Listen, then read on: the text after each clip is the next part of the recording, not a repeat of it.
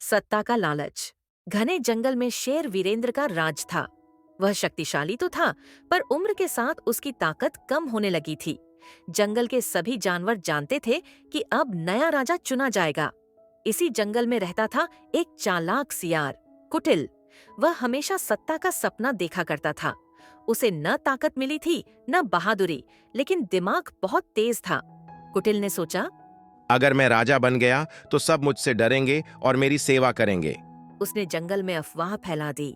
शेर अब बूढ़ा हो गया है, वह जंगल की रक्षा नहीं कर सकता। फिर वह हाथी, भैंसे और हिरणों के पास जाकर अलग अलग बातें करने लगा। किसी से बोला, शेर तुम्हें दबाता है। किसी से। अगर मैं राजा बना तो सब बराबर होंगे। धीरे धीरे जानवरों के मन में भ्रम पैदा हो गया। एक दिन जंगल की सभा बुलाई गई।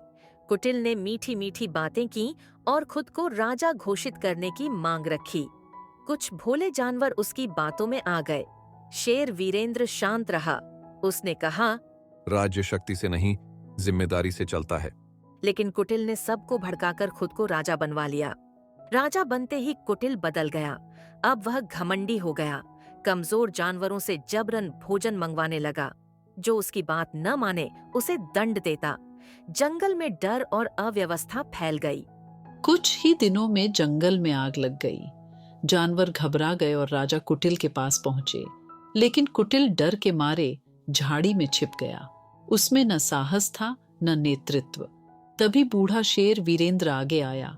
उसने हाथी और अन्य जानवरों को साथ लेकर आग बुझाई और सबकी जान बचाई। सबको समझ आ गया कि सत्ता पाने की चाह और सत्ता निभाने की क्षमता अलग होती है।